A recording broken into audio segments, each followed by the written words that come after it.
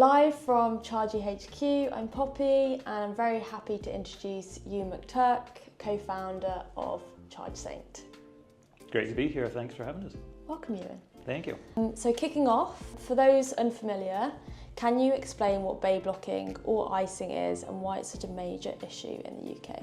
So icing is the blocking of an electric vehicle charging bay with an internal combustion engine vehicle. So petrol, diesel, hybrid without a plug on it, anything that cannot plug in. And bay hogging is arguably worse than that. That's when an EV driver betrays their brethren by parking in a charging bay but not even bothering to plug in the first place.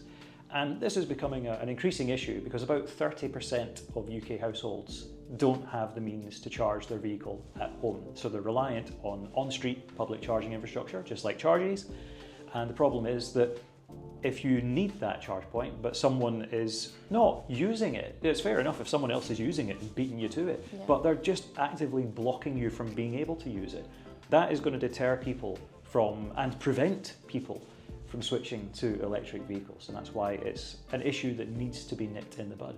Yeah, 100%. So how do you balance enforcement with education? So especially when some drivers might not realise they're causing an issue? That's a really good question because some on-street charge points are quite discreet. You don't want them to be massive, shiny behemoths that add to street furniture and become a vivid eyesore, particularly in very kind of quaint streets and so on.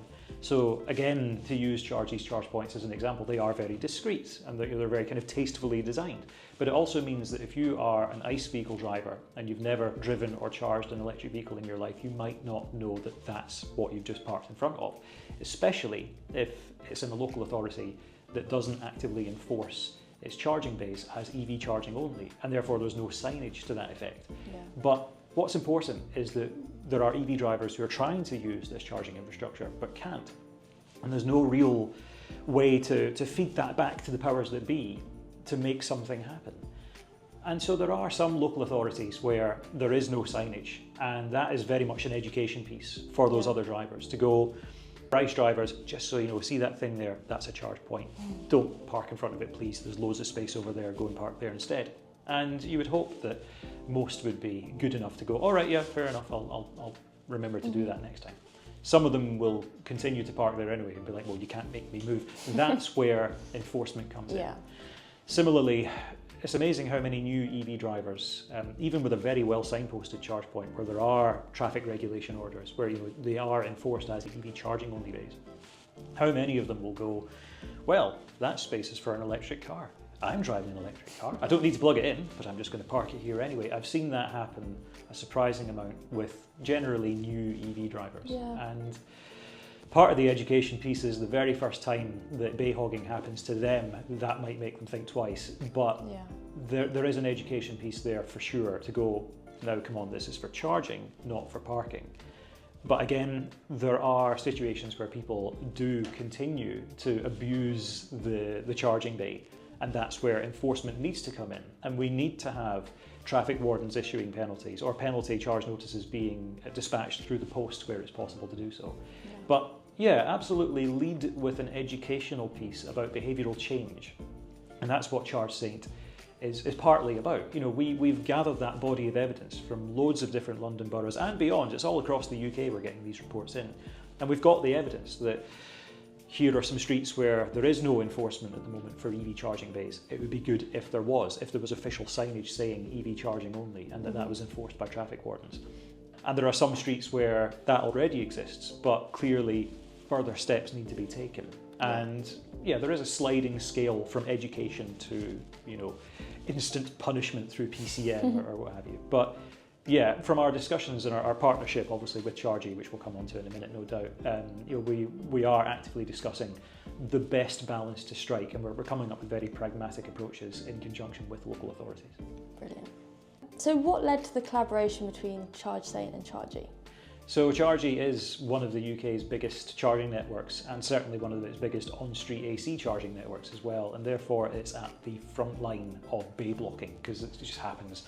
I've been involved in the EV sector for many a year now and I've obviously racked up contacts across multiple charging networks, including some excellent ones who work in this very building we're in just now. So, we had those discussions with them when ChargeSaint was in its early stages and said, this is what we're developing. It's instantly deployable, it's completely digital, so it expands automatically with the size of the network. You don't need any hardware, etc., etc. It's the cheapest and most logical thing to do, and EV drivers like it. Before we come back to the charging thing, the important thing about this is the only way that ChargeSaint works is if EV drivers get behind it. And EV drivers have app fatigue, and ChargeSaint is an app. And in the early days, we had so many people say to us on Facebook and so on, it's like, oh, it's another app, why should I download this? And then I very pragmatically explained to them what it is and how it works, and the fact that unlike the likes of Need to Charge or Charge Bump, where you needed the person who was blocking the bay to be registered to it, in this case you just need the charging network and or local authority or car park operator to be signed up to ChargeSaint. And it's just that one point of contact versus thousands, for previous attempts. And that's why it works. And all of a sudden, like, our harshest critics went from our most evangelical supporters, and ChargeSaint gets recommended to other EV drivers by other EV drivers, which is almost unheard of for an app because of app fatigue. So people are downloading it in their thousands, people are using it, people are recommending it to each other. And I think that char.gy was one of the first charge point operators to take the plunge on this new approach. They recognised early on that this had legs, that it was, we seemed to be onto a winner the way we'd gone about it. And hence the partnership we have now to try and resolve this issue so that people who live in more densely populated areas can get access to a charge point when they need it. Yeah, I will say probably the most effective form of marketing is word of mouth. So if people are telling their friends, families, fellow EV drivers, this is finally a solution to bay blocking and icing. And I think for char.gy, we ran a survey to all of our drivers asking how can we improve our service, and bay blocking and icing were the two issues that we were trying to find solutions to fix, and obviously ChargeSaint was the perfect solution. Yeah. And the reports have been streaming in, so and obviously we've had reports for dozens of charging networks from all across the UK, but char.gy is our first properly official partnership where we're sitting down and fleshing out, okay, this is this particular report, what can we do about this particular incident, and and taking those positive steps forward. Great. So how does this partnership improve the response to bay blocking and icing compared to working independently? So if you're working independently, you're generally going to have to spend a lot more to do so. So for example, additional traffic wardens. We don't plan to replace traffic wardens, we plan to make their lives easier. But a traffic warden is only going to pass a particular charging bay for a few seconds each day, and that's if it's on their route at the time. And of course, being human beings, they need lunch breaks, they need evenings, weekends, holidays, but icing never takes a break. So, we need something that is omnipresent whenever an EV driver is blocked from charging. If you're working independently, there are some other approaches that allow that, but they're generally hardware-based. So ground-mounted sensors, which look like a large hockey puck, there's a couple of problems with them. One, they are blind. They don't give you the evidence of the vehicle, whereas ChargeSaint gives you photographic evidence, including the registration plate, the charge point ID number, everything you could possibly need. But this sensor just kind of goes, oh, there's something on top of me, there's something on top of me. And it doesn't, for all it knows, it was a particularly big pigeon that just landed on it. I mean, I jest, but it doesn't know what's there. Yeah. Whether it's an EV with someone who's struggling to plug in because they've, trying to get the cable out of the boot or something, or if it is genuinely someone idling in their diesel vehicle, eating their McDonald's and kind of watching with glee as 3 EV drivers go past looking to plug in but can't. So that's one approach, which, by the way, those hockey puck things are supposedly quite easy to crowbar off the ground if you're determined enough to avoid a parking fine. I've heard of that happening. Wow. Which is quite depressing, but that's where we are. ANPR, automatic number plate recognition cameras, they work well for large charging hubs, and I'm not going to deny that. They're a very good solution. For on-street charge points where there's 1 or 2 per street, that quickly becomes economically unfeasible when you consider that the cost of the charge point versus the cost of the anti-icing solution. That starts to approach parity quite quickly, whereas ChargeSaint is the cheapest way to do it. It exists in the ether, and it is there whenever an EV driver is blocked from charging.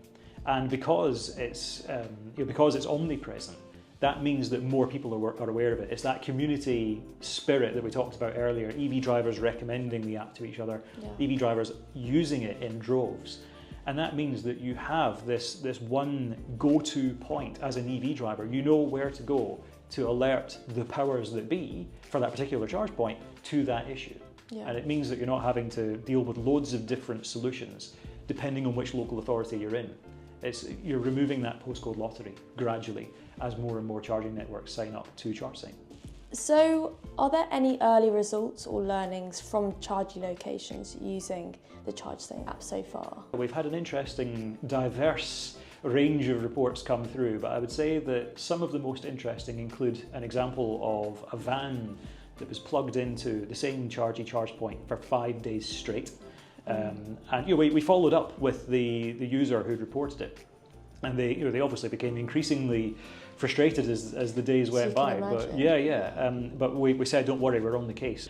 One of the other more interesting reports that we've received was one which appeared to show an EV plugged in using the charge point. So you would think, and to any traffic warden wandering past, that EV would be plugged in, so it's charging, so I'm not going to ticket it. But what the user showed us through the app is that yes, in this photograph you can see that the cable is plugged in. If I do this, you can see that you should not be able to unplug the cable from a car that has or a user that's activated the charging session. A Type 2 charge point keeps the cable locked in place until the user returns. And clearly what they had done is they had pretended to plug in, never even attempted to activate the charging session, and they just wanted to make use of a handy parking space near their house. This happens quite a lot with that motorist, we've been told by the person who reported it, and that means that obviously the char.gy is going to get in touch with the local authority and say, keep a close eye on that specific vehicle at that specific location. There's a very good chance it's not actually using the charge point. Hopefully we're not giving people out there any ideas. No, I mean, to be fair, I've seen it happen before, way before the dawn of ChargeSign. You get all sorts of people who try that kind of stunt. So what role do you see community reporting and digital tools playing in the future of EV bay management? It's the most cost-effective way and the most beneficial way to resolve icing and to make sure that the network becomes available for people when they need it. So that community spirit of, it's 2 a.m, but I need to use this charge point, but someone has blocked it with a diesel car or something like that. A traffic warden's not going to be there at the time. ANPR would probably be too expensive to deploy. Ground-mounted sensor is not going to tell you who's there. But our evidence tells you exactly what you need as a charge point operator, as a car park operator, as a local authority, to be able to take definitive action against that. So going forward, you could easily see this being integrated into even things like route navigation apps and so on, so that data from people reporting a blockage could automatically update route navigation. So it's like, oh yeah, we were going to send you to this charge point, but we've heard it's iced, so here's the nearest alternative. And that means that yes, there is that frustration still there until someone comes along and deals with it, but they'll be on the case because they'll be customers of ChargeSign. But it also means that the EV driver just has their stress minimized completely because they are diverted away from that headache once the first EV driver is unfortunate enough to encounter it. And basically, ChargeSign exists to be as short-lived as possible. We want to make icing a thing of the past. Yeah. Unfortunately, there are always going to be chancers. There will always be chancers, but we will catch more of them because EV, that community side of it, it's omnipresent. It's 24/7, which is there's no other solution can do that. Yeah. That's the way forward. That's going to make it so much easier to reduce and to minimise bay blocking across the network. Well, thank you, Euan. Oh, thank you. Cheers.